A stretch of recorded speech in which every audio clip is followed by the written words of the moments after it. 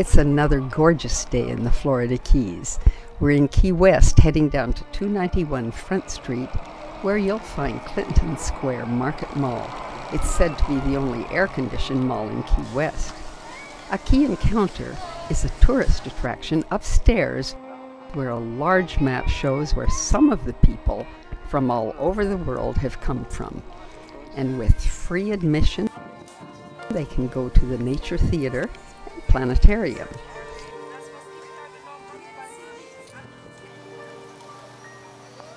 You'll notice a sign downstairs that says a Key Encounter is a family-oriented activity. You can take the elevator or go up an ornate staircase. We're getting closer to the source of loud squawks of macaws. A cockatoo, even toucans in the jungle walk express their thoughts about life. Let me introduce you to some of the well-loved birds who live upstairs. Peaches is a Moluccan cockatoo with peach-colored underfeathers on her neck, shown with staff members Don and Carolee Skaggs. Here Melissa Rodriguez is assisting a woman wanting to interact with Peaches. Considering the crowds and the demands on her day after day, Peaches is really amazing. She only bites when she discovers a mole on someone's neck, and somehow she naturally assumes they would want her to remove it, which she does in a heartbeat. Her cosmetic surgery is always successful too. She will sit on the shoulder of anyone, children of all ages, adults, a person in a wheelchair. She lets anyone stroke her very soft feathers. And only now and then she removes earrings or buttons on caps, or gets into a mood and starts demanding some of the treats that people are drinking or licking. Visitors return to a Key Encounter year after year just to spend time with Peaches. Rainbow is our scarlet macaw, and Sir Jack, our blue and gold. He's the first bird to be donated to a Key Encounter and therefore is our mascot. Those two take your breath away for intensity of color. It cannot help but recommend their healthy diet of raw fruit and veggies, nuts and seeds. It's a testimony for living healthfully like they do. Of course, they're oblivious to all this type of admiration, but Sir Jack knows when someone points a camera toward him. He immediately fluffs his feathers, shows his wings, and poses. Come on up and see him for yourself. Peaches was our chief therapist here until the arrival of Sammy and Sugar, who were given us by the children of the family who have the very appealing toy factory at the other end of the second floor of the mall. Those two little birds have caused vacationers to lose track of time. They're so precious.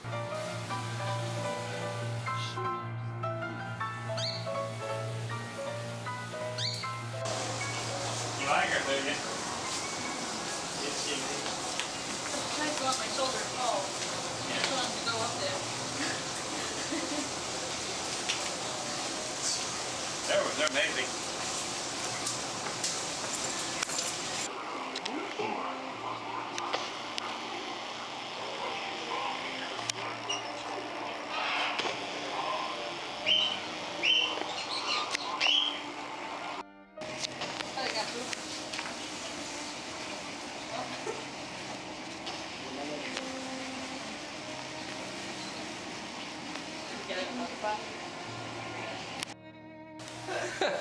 Sammy is a cockatiel, and then Sugar, his little cohort here, right here, that's a lovebird.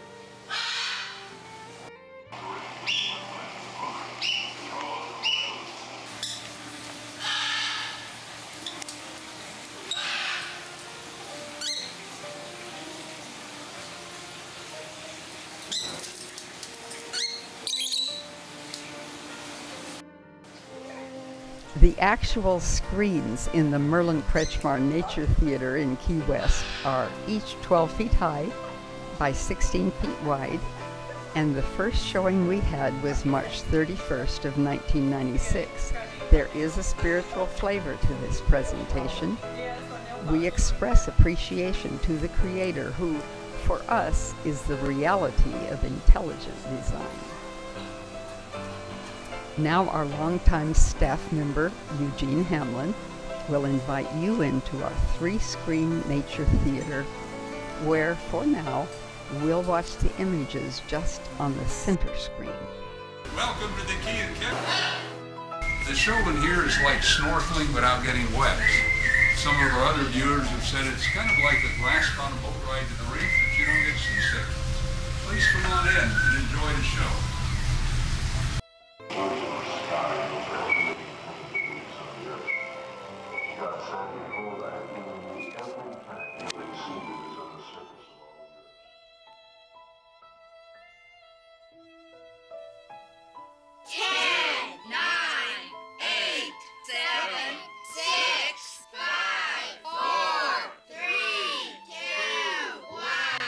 Welcome to a Key Encounter.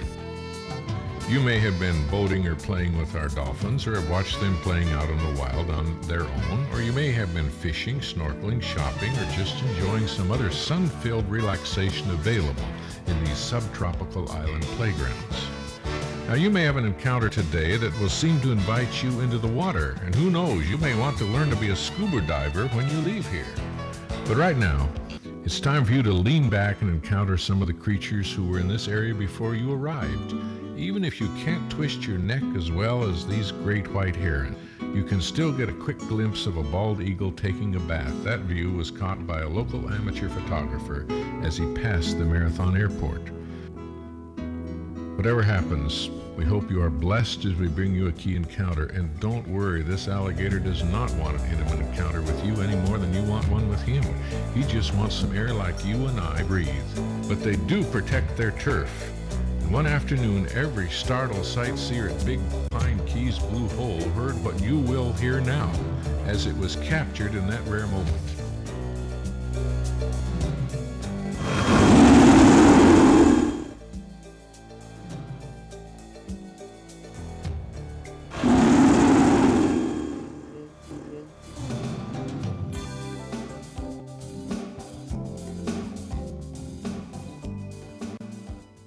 Those roars broke the quiet of the island, which is home to Earth's rare key deer found in the wild only on Big Pine and No Name Keys.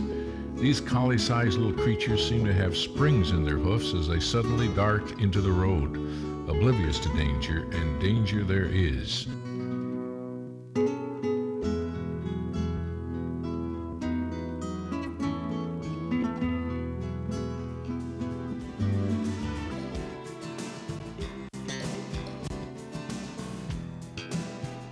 A most unlikely antagonist appeared one afternoon on Big Pine, a peacock who decided a grazing key deer buck was some kind of threat to him. Nothing would do but to face him down and even moon him if need be.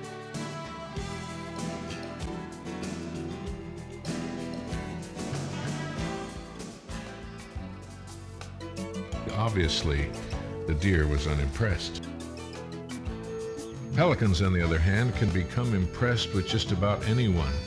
Although they are good fishermen themselves, yet they are also quite willing to wait around for free morsels from human fishermen. Incidentally, how would you like to reveal your interest in the opposite sex by a bright color change on your neck? That's what a good-looking pelican does. You may have an encounter with a raccoon, the Key's professional thieves, or with a bright blue land crab lurching along sideways with his 10 legs, and eyes that are on stalk, stuck out or pulled back, as he may choose. The little box turtle has been created with a great defense mechanism. When he becomes frightened, he is able to completely withdraw his body front and back within his shell. If you see a snake sunning itself on your path or gliding off into the bushes in the Keys, you probably have nothing to worry about. And although it's doubtful you will hit one with a golf ball, you do need to be careful up on Key Colony Beach Golf Course, where each year a mother burrowing owl has chosen to raise her babies along the fairway.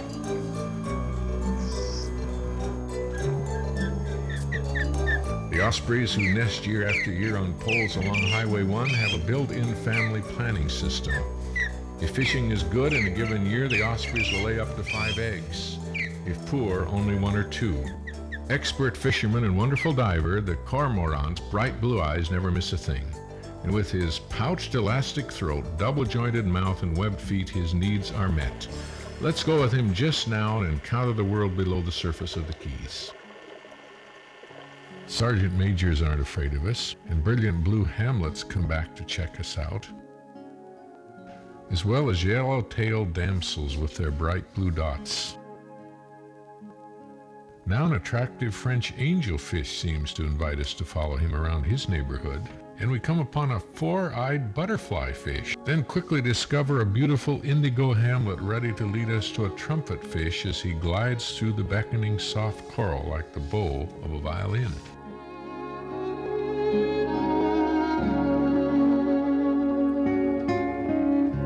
The banded butterfly fish is just one of many who seem to enjoy with us the breathtaking color of this world below the surface of the water.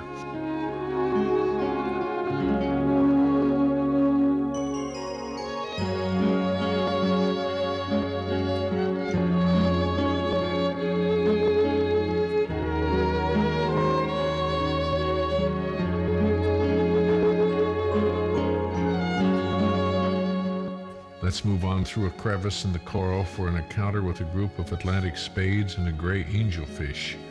The Atlantic spades have a reputation for being attracted by the bubbles of a scuba diver.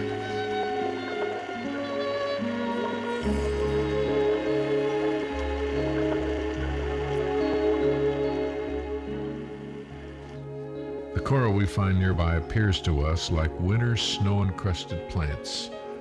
But like all coral, is actually animals who are cousins to the skeletons upon which they attach themselves and build. Do you realize a trunkfish was made with an apparatus that functions like a reverse water vacuum cleaner? He's able to blow water on a covering of sand with enough force to expose some delectable crustaceans that might be waiting below just for him. Weren't they created with some practical equipment though? Let me introduce you to a service station. No gas pumps here, but a little goby with other fish who loiter around brain coral waiting to remove parasites and organic debris from the fins of large fish who actually come for cleaning.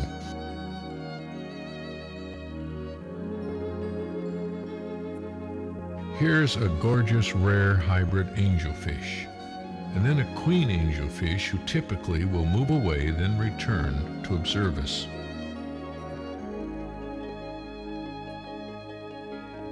Some fish have much brighter colors in their juvenile stage, as you see here, with the adult blue angel hovering on the other side of the rocky area. The gruntfish have teeth that grind deep within their throats. Then the sound is amplified by an air bladder and you can actually hear a grunt. You can see the venomous spine at the base of the tail of the stingray. Don't his enlarged pectoral fins he uses for swimming remind you of the way birds use their wings for flying? The graceful spotted eagle ray's wings can measure up to 8 feet from tip to tip. Here's a surprise encounter. Since his mouth is on his underside, this ray was lying here quietly feeding on crustaceans beneath him until we came by. Incidentally, the only time they might whip their tail around and cause the painful sting is when they're molested. You'll notice this lacy-appearing yellow stingray has its venomous spine near the end of the tail. It has been designed to pale or darken dramatically when needed. This lovely long-spined squirrelfish with its large eyes and a rear dorsal fin that sticks up reminds us of the eyes of a squirrel and its uplifted tail. During the daytime, they stay quietly close to the reef, as you see this other variety of squirrelfish doing, but at night they feed on invertebrates out in the open near the bottom. This yellow-headed wrasse looks as though he has his tuxedo trousers on, doesn't he?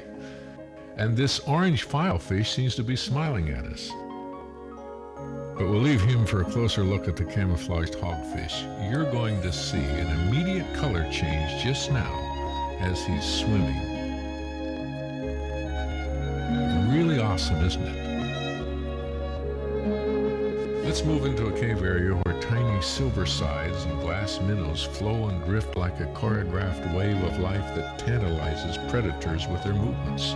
Certainly larger fish must find it difficult to pick out a single moving target.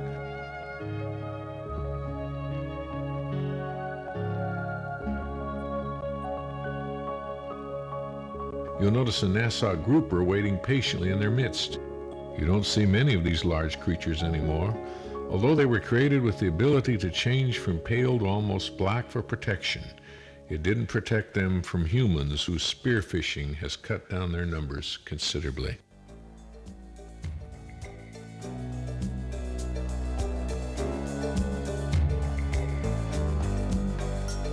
Barracudas have an unnerving habit of approaching divers and even following them about a reef. Evidently they are curious, but they are wild animals and it is most unwise to try to tame them.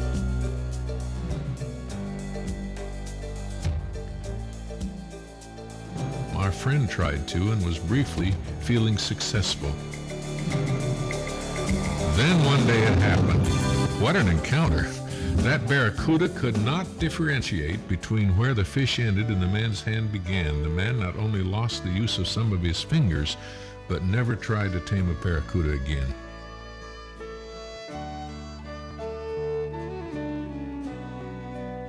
The viper moray is actually quite shy, and as you see, he will retreat when approached. Crabs come in all varieties, from decorators to calico and everything in between. This family of surgeon fish all travel with a spine as sharp as a scalpel folded back against their bodies. When they feel they're in danger, though, watch out.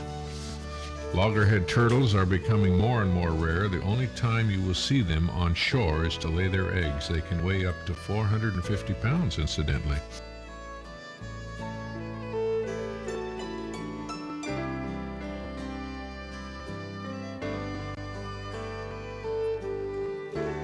Don't feel threatened when you see a spotted or a green moray coming towards you with its mouth opening and closing. That's how an eel breathes. That is, don't be alarmed unless you're a small fish. That one was just swallowed whole. These jackknife fish are classy members of the drum family. Do you realize this stoplight parrotfish later on will change to an emerald green color? Really a stoplight if you think about it. The pipefish actually stands on his head, motionless, relying on his camouflage. He won't move unless we bother him. You can usually pick out the nocturnal fish like this big eye by the size of the eyes.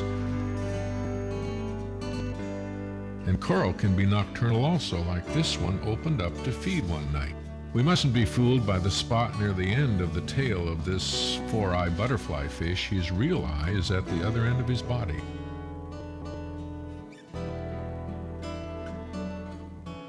Lobsters have a lot of personality. These creatures could be conducting an orchestra.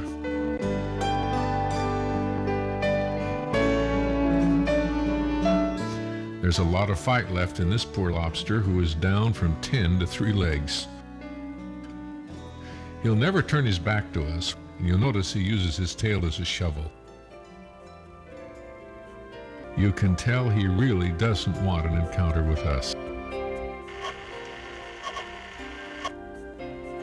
You've just heard the actual sound of the midnight parrotfish scraping coral limestone.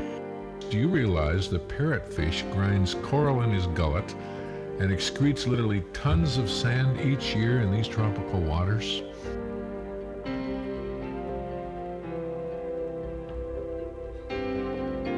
The self-assured soapfish knows no one will bother him. He secretes such a poisonous mucus, your ungloved hand would be burned if you touched him.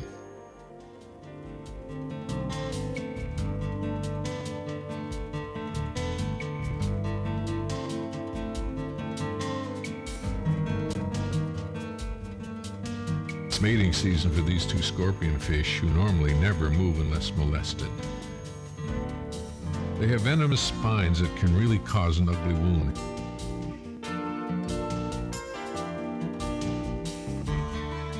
Just now they're relying so much on camouflage you have to nudge them to get them to move.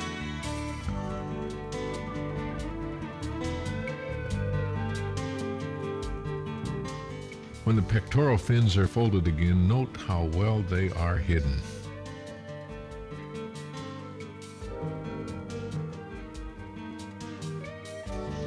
The variety of sizes, shapes, color, function, and protection mechanism are indicative of a master design. For example, on the theory that larger is safer, a puffer fish usually inflates itself with water when in danger.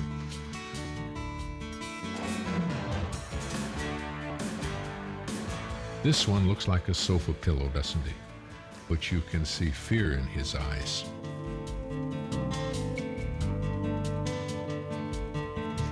And you'll never see a faster, more efficient way to lose a big belly. Watch him just open his gills and let the water back out.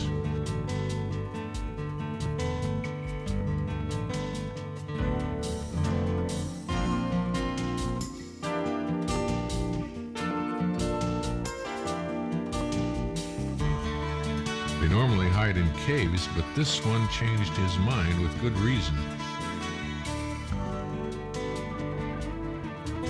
Actually, a nurse shark will only bite if it's molested. Here's a good view of hi-hats and their pinstripes. And just look at the deep-bellied profile of the glassy sweeper. Would you believe these are actually very thin fish? There are so many fascinating creatures. And everything in the sea, on land, and in the air that you have seen today has been filmed right here in the Keys. So in poetic response and tribute to the master designer since the beginning of time, let's take a few moments to review some ancient sacred literature as we bring you now selections from the Book of Psalms. I know every bird of the mountains and everything that moves in the field is mine. If I were hungry, I would not tell you, for the world is mine and all it contains.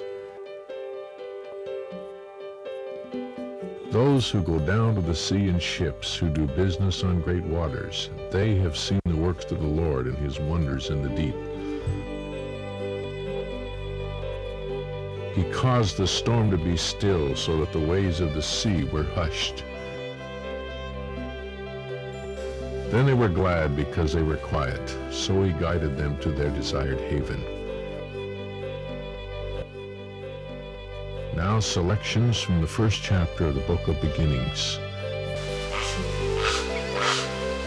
Then the Lord said, "Let the waters teem with swarms of living creatures, and let birds fly above the earth in the open expanse of the heavens." And God created the great sea monsters and every living creature that moves, with which the waters swarmed after their kind, and every winged bird after its kind. And God saw that it was good. And God blessed them, saying, "Be fruitful and multiply, and fill the waters in the seas, and let birds multiply on the earth." And there was evening and there was morning, a fifth day. Then God said, "Let the earth bring forth living creatures after their kind, cattle and creeping things, and beasts of the earth after their kind." And it was so.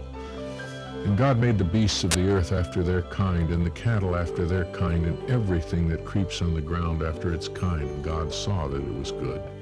Then God said, "Let us make man in our image, according to our likeness. Let them rule over the fish of the sea, and over the birds of the sky, and over the cattle, and over all the earth, and over every creeping thing that creeps on the earth." And God created man in his own image. In the image of God he created him, male and female he created them. And God blessed them, and God said to them, "Be fruitful and multiply, and fill the earth, and subdue it, and rule over the fish of the sea, and over the birds of the sky, and over every living thing that moves on the earth."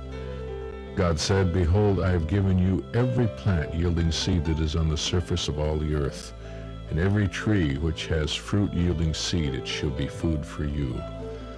And to every beast of the earth, and to every bird of the sky, and to everything that moves on the earth, which has life, I have given every green plant for food." And it was so. And God saw all that he had made, and behold, it was very good. And there was evening and there was morning, the sixth day. Thus the heavens and the earth were finished, and all the host of them. And on the seventh day God ended his work which he had made, and he rested on the seventh day from all his work which he had made. And God blessed the seventh day and sanctified it, because that in it he had rested from all his work which God created and made. Once again from the Book of Songs. When I consider thy heavens, the work of thy fingers, the moon and the stars which thou hast ordained, what is man that thou dost take thought of him, and the son of man that thou dost care for him? Yet thou hast made him a little lower than God, and dost crown him with glory and majesty. Thou dost make him to rule over the works of thy hands. Thou hast put all things under his feet, all sheep and oxen, and also the beasts of the field, the birds of the heavens, and the fish of the sea. Whatsoever passes through the paths of the seas, O Lord, our Lord, how majestic is thy name in all the earth. So this brings to an end the program for today. We hope that for you, truly, this has been a key encounter. Before you leave, we want to express appreciation for some outstanding contributions. We thank Miami attorney Pat Ford, who graciously supplied the awesome underwater footage for A Key Encounter. We thank Karis and Mary Paulson Lada, who with some 400 other friends from around the world provided the funds to prepare this facility and provided equipment needed to produce this program. Those persons specifically appearing in the program are listed on the wall plaques in the display hallway, as well as the hundreds of persons who have contributed to making this program a continual reality. Merlin Kretschmar narrated the program, and Juanita Kretschmar is your host, who served as writer, editor, and producer. And we thank you for coming and spending some time with us. Now, as you leave, feel free to enjoy the displays, and perhaps there's something you have found today to take home with you in your hearts to remember a key encounter. A Power to Cope free souvenir magazine is given each family as they exit. Here, summer staffer Chelsea Land hands volunteer Melissa Lewis and others a magazine. To exit, you may turn left and go through our tiny jungle walk. You'll see mechanical creatures, live toucans, and other birds, plus a 23-foot-long anaconda skin, which we brought back from Brazil decades ago. You'll be able to hear the story of this large water boa constrictor who captured and ingested a fisherwoman down there. Boaz and Babe Ruth are two Amazon birds. Sunshine and Biardi are there in the jungle walk too, but Ruthie was healed during prayer one day long ago. You can read his story in our Not by Accident Book 1.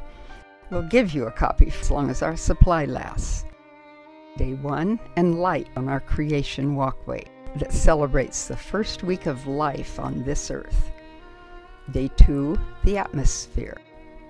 Day 3, trees, plants, and flowers. Day 4, the sun, moon, and our stars. Day 5, birds and fish.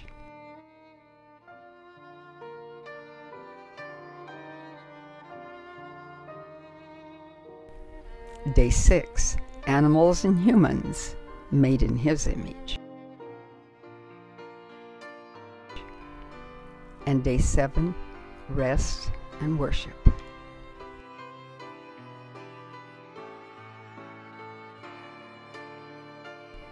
At one end of this walkway, you will find the names of the people who have made donations to support this work, along with the names of memorial honorees and resting blessed givers.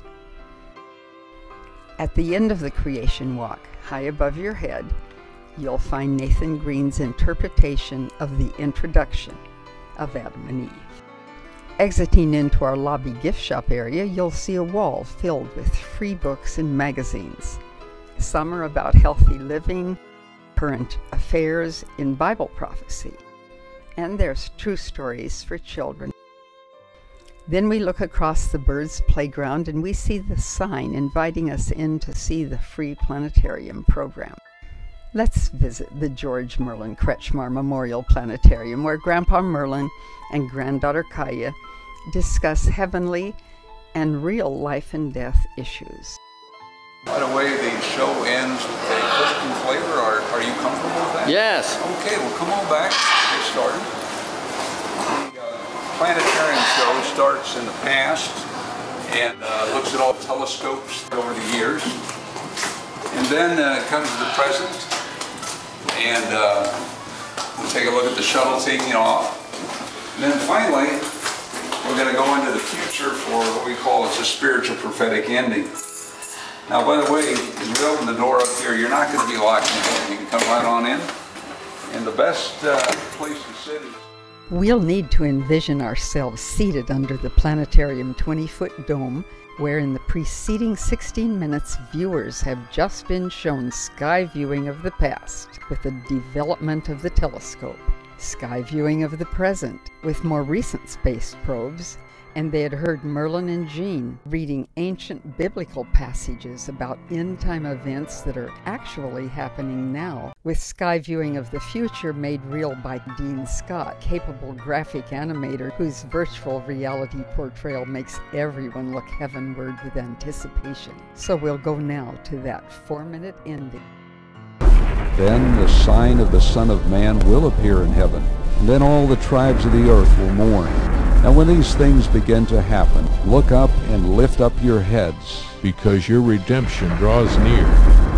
You also, when you see these things happening, know that the kingdom of God is near. Heaven and earth will pass away, but my words will by no means pass away. And they will see the Son of Man coming in the clouds of heaven with power and great glory. And he will send angels with a great sound of a trumpet.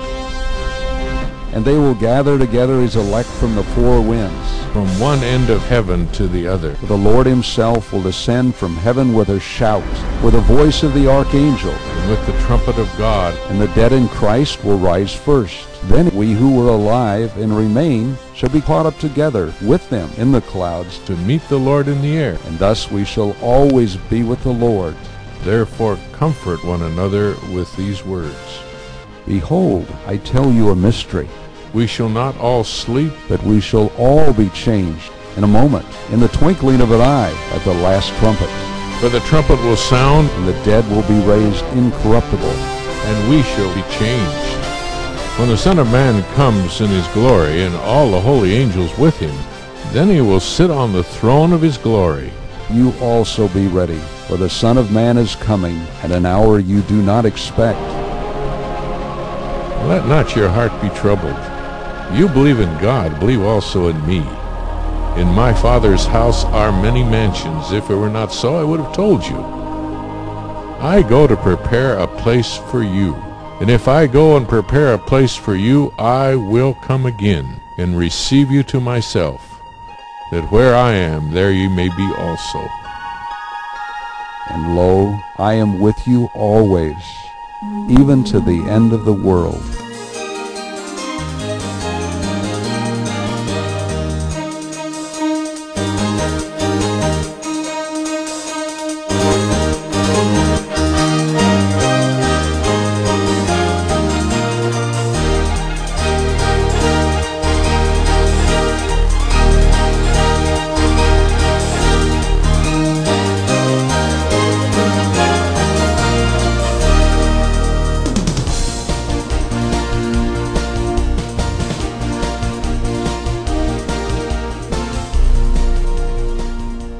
This will be the ultimate encounter. Yes!